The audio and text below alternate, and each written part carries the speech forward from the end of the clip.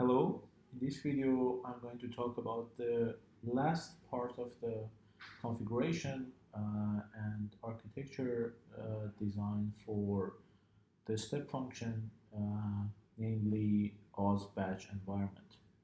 So let's just get to it. From the Amazon console, we can just navigate to the batch dashboard. Uh, and you're going to go ahead and click on compute environment. This is the first thing that we're going to create. To create a compute environment, we can just go ahead and click on this blue create environment button. Here we're going to select and define some parameters. The first one is whether we are going to manage whether Oz can scale it and manage it, or we are going to manage it. But to make it cost efficient, we're going to let Oz scale it and configure it for us. Let's give it a name. The service role is going to be Oz batch role because it needs to be able to run batch jobs. The instance role is going to be the EC2 instance that we have created for it. Let's give it the EC2 key pair that we create and the EC2 menu.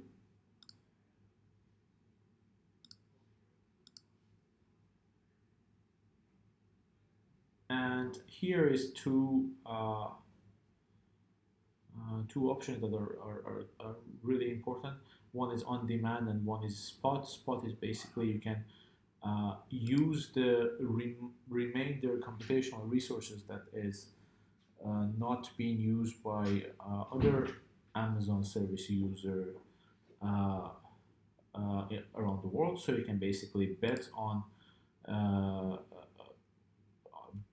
kind of the percentage of on-demand price. So if it is 40% of the on-demand price, you can use it. This might be less reliable and slower, but it's definitely more cost efficient. If you want to have more reliable and faster compute environment, we can just use the on-demand. The next option that we can select is the instance type. We have already taken a look at this instance types in the previous video. However, we can just leave it as optimal because our launch template will take care of specifying that type. So we have created this test in the previous video. We're going to go ahead and use it. And here we can select the default version or the latest version, or we can actually use the number of the version that we have given it. We can leave this minimum and desired CPUs to 0. So if there is nothing to run, then there won't be any cost for us. And here we can also enable the user specified AMIs if we have a certain AMI that we want the computation environment to run on. This part is the networking. It is really important that these VPCs and the subnets are specified and designed. Before this, we should remember that some of these subnets should access to the public domain, and also if there are private addresses that needs to connect to the other services, such as the ECR, we need to assign them a NAT to translate the private addresses to the public addresses. For now, we're going to use the default setting and go ahead and create the environment. You can see that the status of this is creating. So this might take a while to go to valid, but we can see that it has already started to become valid. Using this compute environment, we can create job queues. To create job queues, we can just navigate to the job queue menu and create a queue. Let's give it a name and the priority. The higher the priority, uh, the the first the first it would be in the in the row to submit the jobs. It can be any integer, but you have to assign it relatively to other queues that you have. We're going to give it a number, for example, 500, and then here we can choose the computer environments that we have created. I have a test here. We can choose any other of these here. So the higher that it is here, the higher priority it will get. And we can go ahead and create a job queue.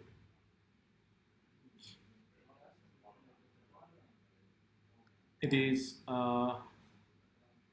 always advised to look at the status because sometimes it takes to create these and have it run.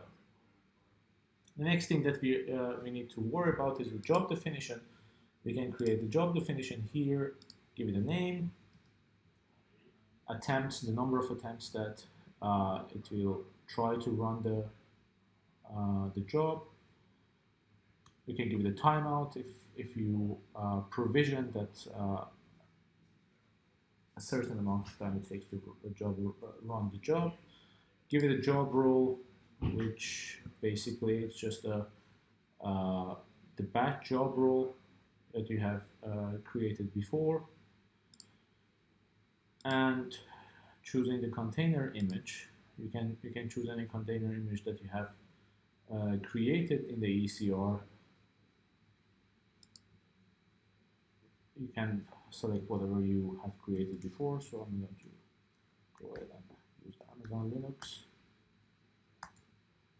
This is basically the container that you have created, and these are the container overrides that you can, if you want to pass any argument to the container image, you can specify it here, space delimited, or if you have a JSON file, you can just copy paste it here. Defining CPUs, memory, and so on. I'm not going to create this job, I'm just going to cancel it, but we have already created some jobs here. For example, VCF tools. You can take a look at that parameters that are defined here, and then the job definition, ARN, and so on and so forth.